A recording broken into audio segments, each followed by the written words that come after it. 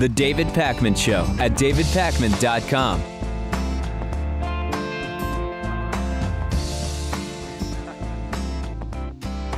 What a program I have for you today. The Republicans did have a sort of debate last night. We're going to be joined by Luke Vargas from the site of the debate a little bit later in the show. So I'm not ignoring that. We just have a larger discussion planned about that. What I want to start with today is President Barack Obama's new climate action plan, which is by many estimates the strongest action ever on climate change by a U.S. president. Hundreds of businesses have issued their support for the plan. That gives me actually some skepticism about the plan, but I'll talk to you a little bit more about that later. The rules were announced yesterday. They're designed to cut emissions from power plants. You might remember there was sort of an original proposal along these lines about a year ago from President Obama. And compared to that proposal, the overall plan now has been strengthened overall even more. But short-term concessions are being made to the states that are particularly reliant on the very, very dirty, polluting coal energy.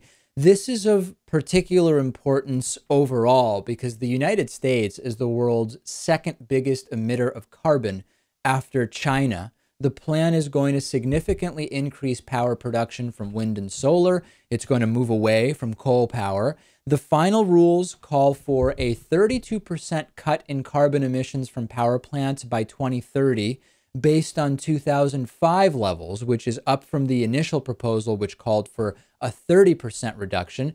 But states will only have to comply by 2022 rather than 2020, and will be able to submit their plans on how they're going to meet the targets by 2018 instead of 2017. So, broad strokes, more strict in terms of how much carbon reduction must be done, a little less strict on how soon states have to submit plans about meeting the guidelines and put in place the plan to get down to that level of carbon reduction.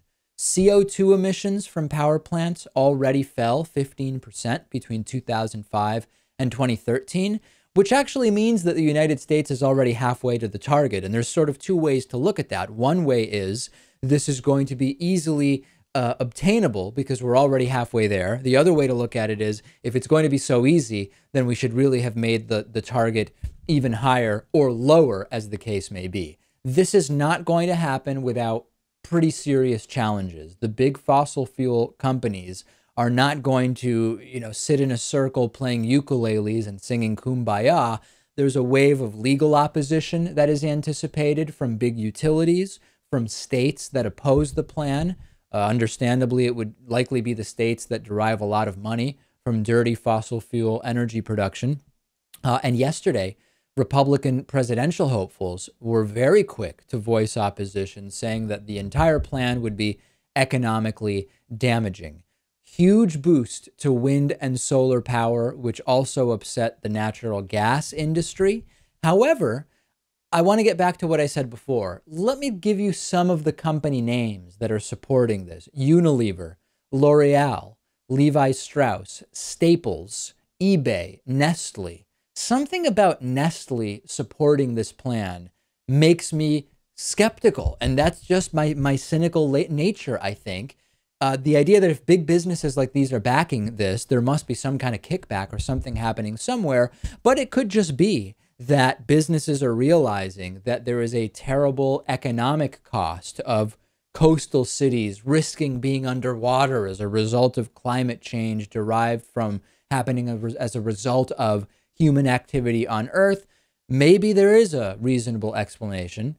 I don't know. That is really what I'm curious about. When you hear this long list of big corporations that supports this plan, do you think that's really great? They are just supporting it because it's the right thing? Or is there a skeptical or cynical element to your reaction as well? And if so, what do you think the underhanded reasons for signing on to something like this would be for some of these big corporations?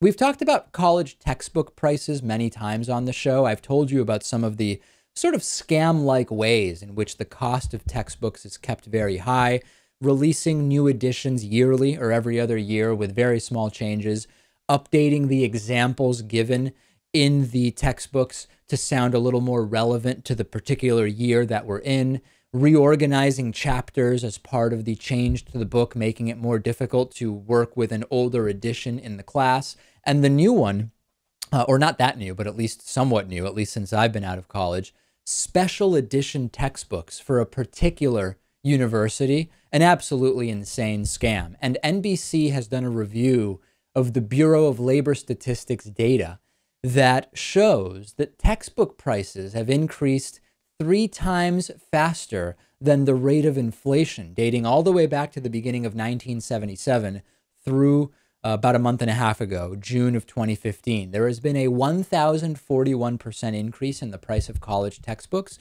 Meanwhile, inflation from 77 to 2015 was 303%, meaning that 3.43 times faster was the rate of increase in textbook prices compared to the rate of inflation. Nicole Allen is a spokeswoman for the Scholarly Publishing and Academic Resources Coalition. She says, quote, "They've been able to keep raising prices because students are captive consumers. They have to buy whatever books are assigned." This is sort of similar, in a way, to pharmaceutical sales, right? Where publishers spend their time wooing the decision makers to adopt their product. In this case, it's professors instead of doctors, as in the pharmaceutical industry. And as Ariel Diaz says, who's the CEO of Boundless, it's a free and low-cost textbook publisher, Ariel says, professors are not price sensitive, and then they assign the books to students who have no say. People, through our Amazon link, which we talk about once a week, have bought really expensive textbooks. The most expensive one that comes to mind was about high 200s, $270, $280. A couple tips to anybody who doesn't know yet. You shouldn't buy the books until you absolutely find out that you need the book and you hear from the professor about whether there is a prior edition that is okay. Sometimes when I was in college, I would just get the list of books before the semester started and I would just order all of them. Come to find out, either number one, you don't really need the book because the professor is going to be handing out photocopied pieces of the book. Number two, there might be reserved copies in the school library that you can go and photocopy from. Number three, the professor might say, hey, you know what? This is the 11th edition that's officially on the syllabus. The 9th edition is essentially identical and it's $10 used on Amazon. You should get that instead. So my suggestion is wait until you know for sure that you need the book. Ted Cruz is fully denying that climate change exists. He, remember that interview we did with Desi Doyen from the Green News Report about how some Republicans have either chosen to or have been forced to moderate on climate change. This does not apply to everybody. Republican candidate Ted Cruz, Republican presidential candidate, stated he just doesn't believe in the science behind global warming. He was at a forum hosted by Freedom Partners over the weekend, and he stated, quote, "The data and facts don't support that global warming is occurring." So we have to unpack this in a couple of different ways. One is the use of the term global warming instead of climate change, because global warming is only one element of erratic changes to climate that are connected with human activity on Earth. That's one element. And number two is this sort of just flat out denial of the data and the science. And the moderator of the forum described Ted Cruz's position as a full out denial. And Ted Cruz didn't disagree with that. He actually has previously compared those who believe in what he calls global warming, we call it climate change, to flat earthers.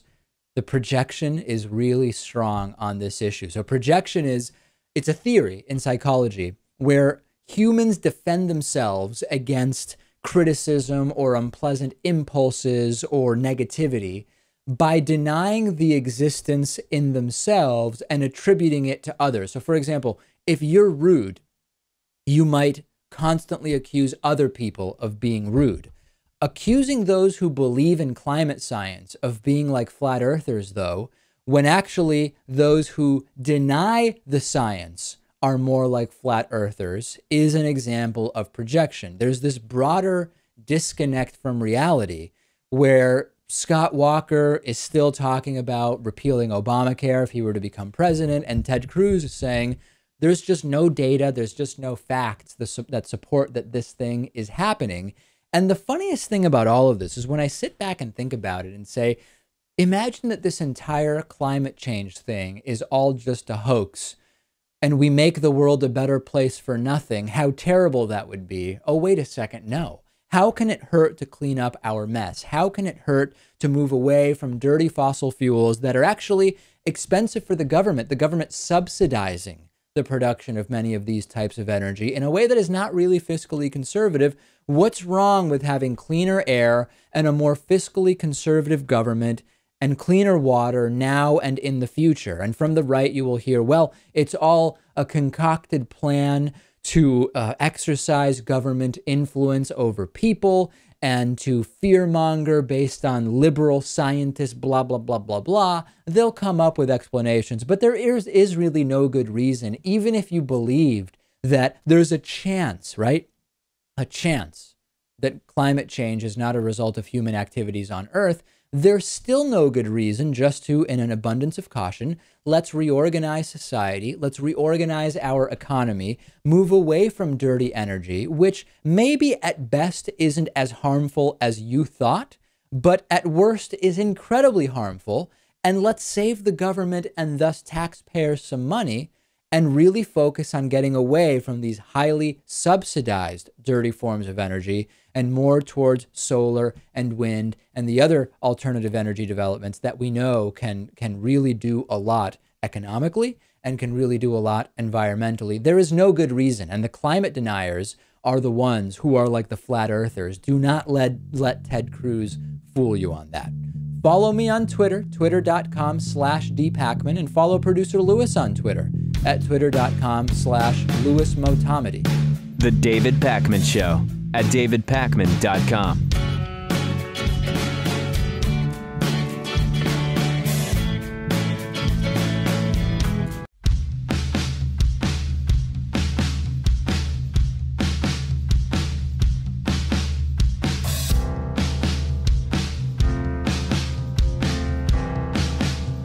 Welcome back to the David Pakman Show.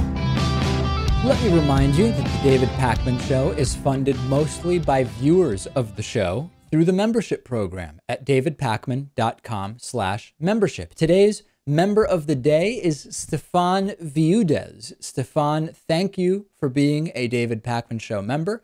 You can join Stefan at davidpakman.com/membership. And let me remind you that Friday, we've done this once before. We are doing a limited time, huge membership discount that will be sent out to everybody on our mailing list on Friday at 2 p.m. Eastern time. The last time we did this in February of this year, it was a huge, huge hit. So if you would like to be notified about this membership special, if you've been sort of thinking about signing up, but cost has been an issue, all you have to do is go to davidpakman.com and sign up for our newsletter. On the left side of the page, you'll see a spot to put in your email. You can sign up, and then Friday at 2 p.m. Eastern, 11 a.m. Pacific, you will get an email with a link and a code to sign up at a very discounted rate. It will be one day only, and that will be it. That will be the opportunity to sign up. In the meantime, though, you can sign up at davidpakman.com/membership. This is an interesting story. Bo sent me this story, and it is pretty compelling. Those of you on political email lists might already know that July 31st was a really big deadline for campaign contributions, and Crooks and Liars noticed that Ted Cruz's super PAC gave Carly Fiorina's super PAC $500,000. Now, Carly Fiorina, as you know, is not polling well, seems to be somewhere between 1% and 2%. So it's not like she's a rising candidate that could be pushed up for some reason by this Ted Cruz money. So why would Ted Cruz give one of his opponents $500,000? So the super PAC supporting former tech executive Carly Fiorina reported raising $3.5 million, $500,000 of which was from a super PAC supporting the another Republican presidential candidate, Ted Cruz. The pro-Cruz PAC, or Political Action Committee, which is called Keep the Promise, reported the disbursement in a document that they filed with the Federal Election Commission. This is pretty unusual, and I would assume that to keep a weaker candidate in the field, there has to be some particular reason to support Carly Fiorina. And my speculation was it would be so she can continue to attack Hillary Clinton in a way that maybe men would not be able to without taking some pretty serious criticism. And indeed, in last night's sort of semi-debate for the Republicans, Carly Fiorina was asked a question about Hillary Clinton and directly attacked Hillary Clinton. So we're going to talk with Luke Vargas about this a little bit later when we debrief from yesterday's semi-debate amongst the Republicans. And maybe this is a strategy where it's good for other Republicans who believe they have a shot at the nomination to keep Carly Fiorina in as long as possible so that she can keep attacking Hillary Clinton and keep the so-called scandals that the Republican Party likes to talk about with regard to Hillary in the milieu of what is being discussed. So at $500,000, maybe that's a bargain, right? Good or bad, whether it will work or not. It's really not a lot of money if you can keep someone in who has a sort of unique position from which to criticize Hillary Clinton. Send me your thoughts on that. On his American Family radio program a couple of days ago, Bryan Fischer read from his most recent column where he argues that the Boy Scouts of America's decision to allow gay men to serve as troop leaders will collapse the organization because there will be all sorts of sex abuse lawsuits. Why is there a sex abuse scandal in anti-gay churches then, right? Doesn't really follow logically. If being anti-gay prevents child abuse, then you would think there would never be a child abuse scandal at an anti-gay church. Not the case. Let's go to the audio and video of Bryan Fischer on his American Family Association radio program saying you need to keep all kids away from straight men in the Boy Scouts, from homosexual men in the Boy Scouts. Take a look. And you think about dads. I mean, I don't think there's any father who was thinking clearly who would put his son in proximity to an adult homosexual. No right-thinking, clear-thinking father would do that. Now, we're not saying that adult homosexuals, that all of them offend against children. We are not saying that. I want to be clear about that. We're not saying that. But a father and his vulnerable son may not find out which homosexuals they should have been concerned about until it's too late. Now, you're aware there's a biblically based alternative to the Boy Scouts of America, Trail Life USA. I've got a link in my column to their website. So I think every dad who is aware and informed will flee the Boy Scouts and head for the refuge Trail Life USA affords. It's the virtually identical experience from the skills. You can transfer all the work you've done in the Boy Scout program on your various merit badges, all the work you've done working toward Eagle Scout. All of that will be transferred over. They will accept, it's like transferring credits. They'll accept those in the Trail Life USA program. Yeah, Trail Life USA, a biblical alternative to the Boy Scouts. I thought the Boy Scouts were already pretty biblical. What's more dangerous for kids? Let's think about it this way. Is it more dangerous for kids to be exposed to a gay person? Or is it more dangerous for kids to be exposed to virulent, bigoted homophobia? My 11-year-old sister has been around gay and lesbian parents in the community her entire life. She's doing well. She does not even know that gay parents are a big deal. She has no bigoted beliefs and she's completely fine. I think we know which is actually more dangerous. And speaking of dangerous, I looked into Trail Life USA, that biblical alternative to the Boy Scouts. It says, their website says, that all charters must pledge to follow a statement of faith, and the organization says that non-Christians and those who affirm homosexuality are not eligible to lead or charter in the group because these beliefs contradict their statement of faith. They claim to have about 20,000 members across 524 units as of this year. Parents who are viewers of our show, keep your children far, far away from Trail Life USA. That is not a group that your kids should have any involvement with if you want them to have a shot at being relatively well-adjusted and non-bigoted in this ideally increasingly open and tolerant world that we're living in. Hey, police cars in one part of Illinois are adding "In God We Trust" decals to their cars. This is the motto on our money. And soon in Jefferson County, Illinois, police cars are going to also have the motto "In God We Trust." The Jefferson County Sheriff, Travis Allen, said, quote, "This is our national motto. It's on every bit of our currency. It's important. It's the moral fabric of what our country's made of." And that is why Sheriff Allen says he's putting "In God We Trust" on his squad cars. They have 12 marked cars.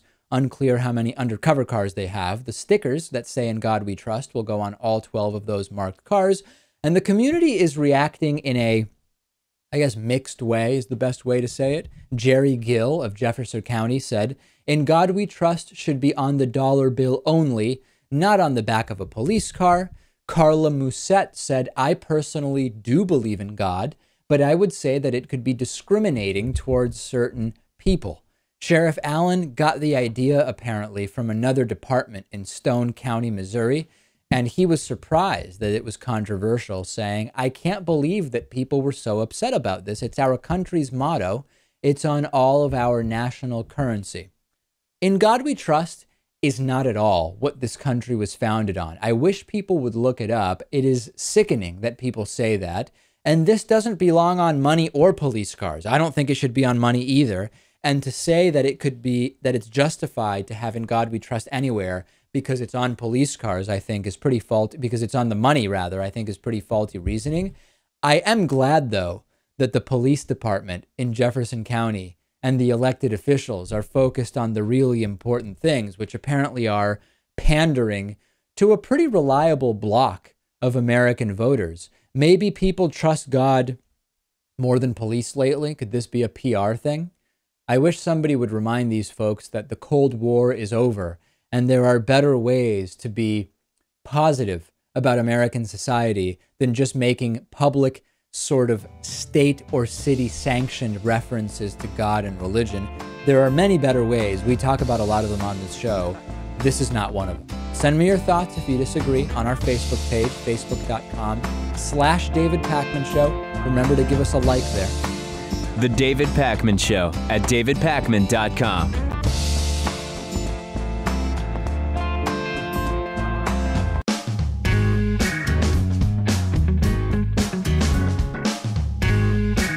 Welcome back to the David Pakman Show. It's great to be joined again by Luke Vargas, who is United Nations Correspondent for Talk Radio News Service. He's been to over 300 campaign events in his storied career covering elections, including for us last election cycle. He joins us now from the New Hampshire Republican sort of debate. This was kind of billed last night, Luke, as kind of the first debate, but not really a debate per se, more of like a question and answer with the candidates. And Donald Trump somewhat noticeably absent in spite of leading a lot of the polls. What was the reason that he didn't show up? He didn't show up not because he didn't like the forum itself or the way that the event was structured, but because he had beef with one of the local media sponsors. That's the New Hampshire Union Leader, the paper of record, if you want to call it that, in New Hampshire. They had come out and written a pretty scathing article, attacking him for his comments about John McCain. And he said, "Look, unless you guys endorse me, I'm not going to participate in your events in New Hampshire." So he decided not to come.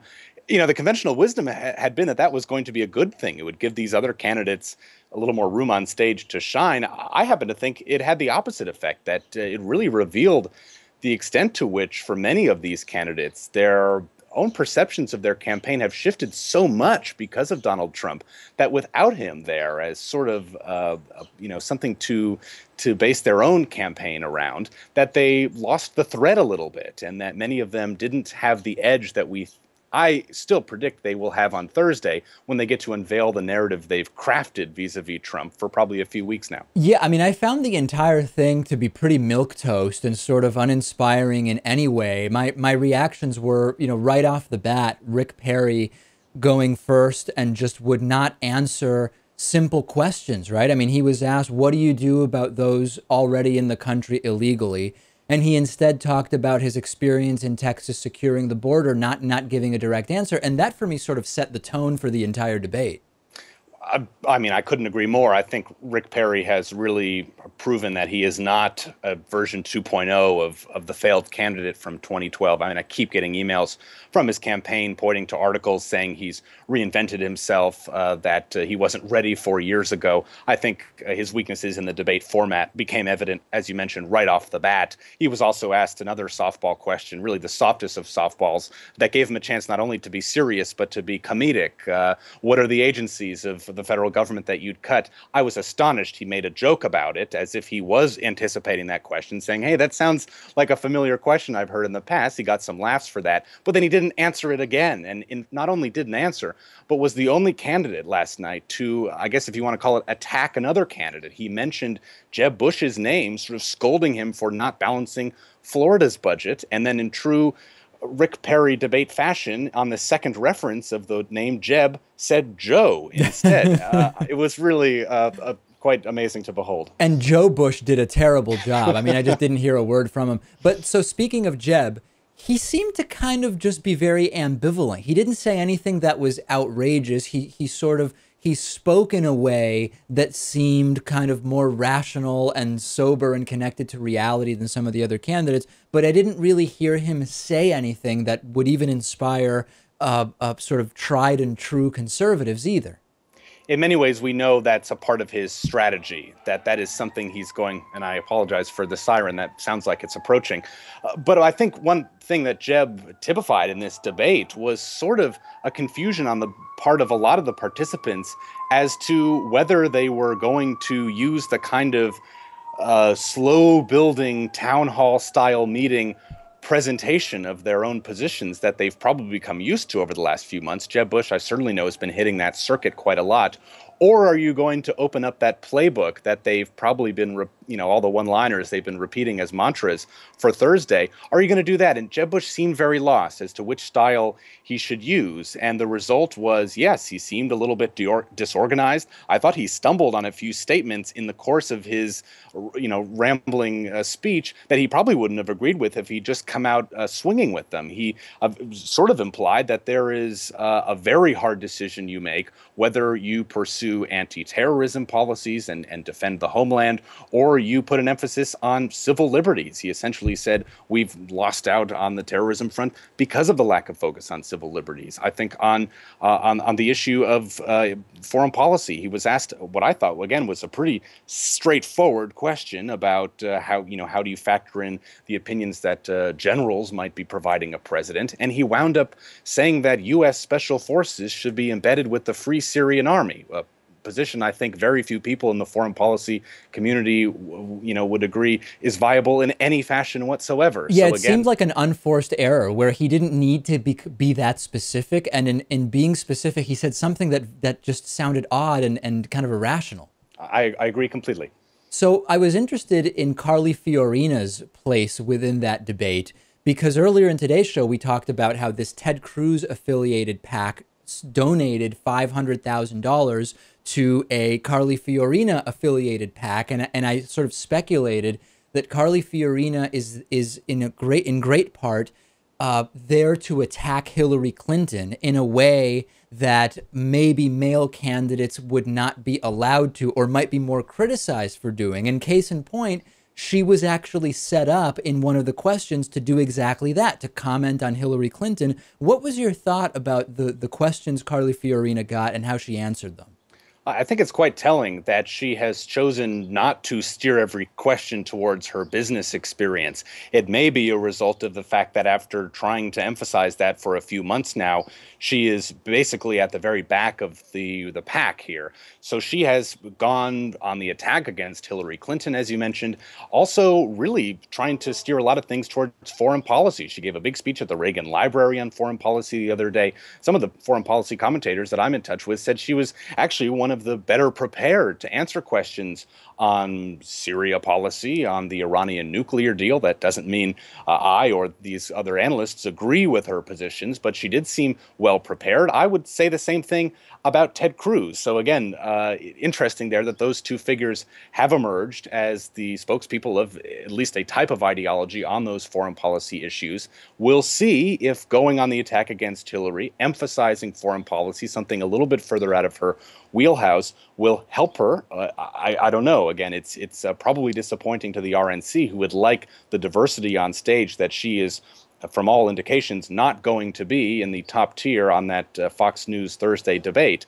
But again, interesting to see her sort of stay away from the business issues and go on the attack, and to go on the attack not just against Hillary, but on the issue of foreign policy. Let's talk a little bit about Scott Walker, the Republican governor who has just absolutely destroyed jobs in Wisconsin. He was talking about a full repeal of the Affordable Care Act, of Obamacare, which struck me at this point as not even really that great of an example of red meat to throw out there, because it seems completely disconnected from reality now to run on in January 2017, years now beyond the implementation, appeal, and upholding of multiple aspects of the Affordable Care Act, to be talking about repealing Obamacare.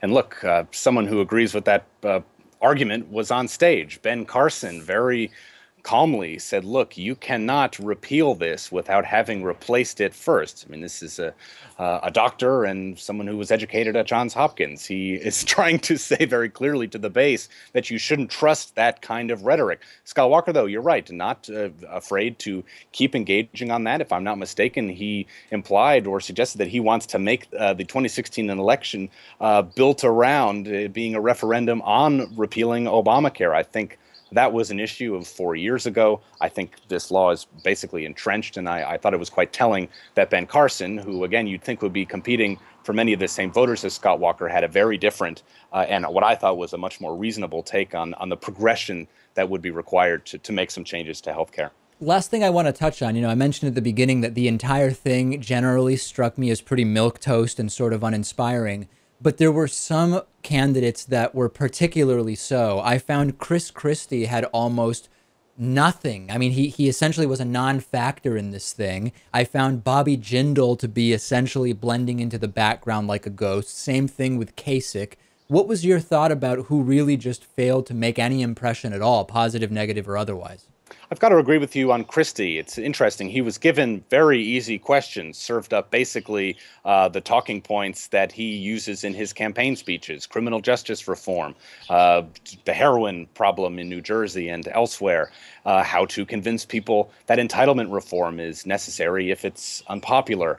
And again, he seemed to resort, and this is a trapping of New Hampshire sometimes. You want to use New Hampshire as a way of honing your presentation style, but a candidate like John McCain showed that you have to be able to present your argument in two different ways, one to the national audience and one to voters in New Hampshire. Christie seemed very stuck in his town hall meeting style delivery. He was going through the beats. I think one of the stronger parts of his campaign is his message of compassion, if you want to call it that, on criminal justice reform, not imprisoning nonviolent first-time offenders. But even that, I thought, came off as very rehearsed. He quoted the same biblical phrase that he's been quoting everywhere he goes. And I think he really perhaps is getting too deep into New Hampshire. He's obviously not pursuing a national strategy. And I thought that was very clear in the debate. All right, well, we will absolutely be watching the Thursday night debate, the Facebook Fox News debate, as it's being billed. We've been speaking with Luke Vargas, UN correspondent for Talk Radio News Service, joining us from the Republican New Hampshire sort of debate. Thanks, Luke. Thank you. The David Pakman Show at davidpakman.com.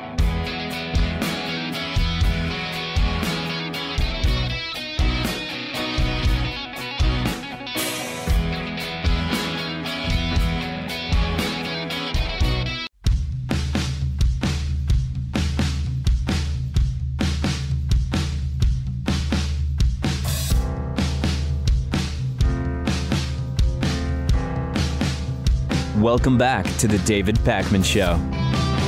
Addicting Info writes that a nice Christian lady in Ohio has managed to avoid jail time after letting, quote, Jesus take the wheel, and injuring a grandmother as she was getting her grandkids out of the car. This is a story about 62-year-old Marilyn Perry, who was driving in Bellevue a year ago when she struck grandmother Pamela Beckham as she was helping her grandchildren get out of a parked car in front of the town library. Sounds like a pretty idyllic situation. Police thought that Perry who, according to witnesses, was driving erratically, was on her cell phone or maybe under the influence of drugs or maybe alcohol. But it turns out she was actually under the influence of Jesus. An investigation determined that Perry's system was completely clear of drugs, completely clear of alcohol. She was not on her cell phone. She claimed to have been going through some personal problems and that she had been praying, often with her head bowed in a manner that just makes no sense when you're driving a car through a crowded area. An unnamed Bellevue police officer told Fox 8, "I went and talked to her and she seemed a little skittish. The idea of her thinking it was okay to take her eyes off the road, especially in the middle of a downtown area, I don't understand the reason and logic." The sad part, of course, is that the force of the collision rolled the grandmother onto Perry's windshield. It broke the glass, and it broke the grandmother, Ms. Beckham's, neck. Apparently, the entire power of prayer thing is not best applied when driving cars through a crowded area. And in spite of the woman's crime, in spite of the victim's injuries, Perry will spend no time at all in jail, in spite of being charged with vehicular assault. A Huron County judge granted Perry's attorney's request that she be placed in an intervention program in lieu of jail time. She will be on probation for 3 years and will be required to pay up to $10,000 in restitution, but she will be free. Now, normally, vehicular assault is punishable by up to 18 months in prison and a mandatory license suspension of 1 to 5 years. Just a few months prior, an Indiana woman made headlines when she was charged with leaving the scene of a crime and criminal recklessness with a deadly weapon when she handed the wheel off to her savior and mowed over a motorcyclist. And when police apprehended Pradonna Hill just a few blocks from where she ran over the unlucky motorcyclist, she blamed God for her actions. This apparently is not as rare as you might think. Honest question here. I genuinely wonder if the driver in this case had been Muslim and had their head bowed in prayer to Allah, whether the outcome in terms of the punishment would have been identical. I really don't know the answer. I would like to think that that would not be a factor, that having your head bowed in prayer while driving through a crowded area would lead to the same outcome, regardless of which religion you were praying within the norms of. But I am not sure, to be perfectly honest. Send me your thoughts if you think it would have been, I don't know, the same or different if this woman, when she forced a grandmother to roll onto her windshield, breaking her neck, if she had been praying to a different God, would the judicial outcome have been different? A Chinese company which specializes in precision technology has set up an unmanned factory at Dongguan City, where all the processes are operated by robots. In the plant, every single process is operated by these computer-controlled robots. They're computer numerical control machining pieces of equipment. Unmanned transport trucks are involved, and automated warehouse equipment is involved. There is technical staff. They just sit at computers, monitor what's going on through a central control system. Each production line in the factory has an automatic belt with just 3 workers who are responsible for checking the lines, monitoring what's going on. A few months ago, before the factory automated, 650 workers were required to do all of the work. Each robot arm can replace 6 to 8 workers. So now there are 60 workers, and that number is going to be reduced even further to 20 workers in the future, according to Lo Weiqiang, the general manager of the company. In the next 2 years, the number of robots will be increased to 1,000, and 80% of the processes will be conducted by robots, says the president of the company. Data show that with regard to productivity at the Dongguan factory, the defect rate has dropped from over 25% to under 5%, and the production capacity has gone from 8,000 pieces per person per month to 21,000 pieces. So the reality is people are just not as good as machines at doing this type of work. The reality is this is going to continue happening. It's increasingly common in the food industry. Tomorrow or the next day, I'll tell you a similar story involving McDonald's. The fear is, what will humans do when machines are doing all the work? That's really the question. We're already close to manufacturing jobs in the USA disappearing completely. So maybe the entire world will be able to adopt a service industry-based economy, but that probably wouldn't work either. And most countries have gone through these sort of three major types of economies, or they will go through them. Agriculture-based. China was agriculture-based before the manufacturing boom that they've had, just like the USA was agriculture-based before the Industrial Revolution. Then you've got manufacturing-based. You make products to sell within your country or to other countries. The jobs aren't always great, but they pay better than farming did. Your family can enjoy a lower middle class to middle class lifestyle maybe. And then you have a service-based economy, which is the direction of the United States and Europe and other wealthy countries for the most part today, except for the very oil-rich countries, the small countries in the Middle East. We focus on the jobs that people are needed to do. So what is ultimately going to happen? There's a website which tells you the likelihood of your job being automated. We're linking to it on the in the YouTube description for this story. I looked up how likely my job is to be automated. So I found a couple of different ones that might fit. Reporters and correspondents have an 11% chance of being automated. Radio announcers, a 10% chance. And then multimedia artists, and I don't know exactly where we fall, have a 1.5% chance of being automated. Maybe I'm in the clear for the time being. I would be curious though. Go in, check out your job and email me about it. We'll do a follow-up on some of our viewer jobs and how likely those are to be automated. We have a voicemail number. Any comments, questions, complaints, criticisms, or trolling, you can call 219-2-DAVID-P any time of day. Here's a voicemail from the Eggman. Let's take a listen. Hey, Dave. I thought that study was interesting that showed that incarceration for a longer time makes inmates more likely to commit crimes. And another aspect you missed was that people learn crime in prison. It doesn't only make it harder to get a job, but makes it easier to commit crime. I did 30 months in federal prison. I was a nice Jewish boy from Long Island. Pero yo hablo español también. So, cuando encarcerado, I hooked up with these Spanish guys. I was a teacher, and I taught ESL. And when I got out of prison, I had so many connections in Mexico of these dudes that were like, come on over, man, and we will show you how to really do what you did better. Right. Yeah, Eggman's making a good point, which is not, there's many reasons why being incarcerated for longer periods can make you a repeat offender and escalate the types of crime that you participate in. So he's absolutely spot on. He knows from experience, as he told us there. On today's bonus show, we will check in with producer Lewis again from the road on his way from Austin, Texas, back to Massachusetts. People loving yesterday's check-in with producer Lewis. Yesterday, he was somewhere between Tennessee and North Carolina. Today, we will find out where he is on the bonus show, davidpakman.com/membership. And remember that Friday, 2 p.m. Eastern, we're sending out an email to everybody on our newsletter mailing list with a huge membership special. If you would like to be notified, just make sure you're on our mailing list and sign up at davidpakman.com.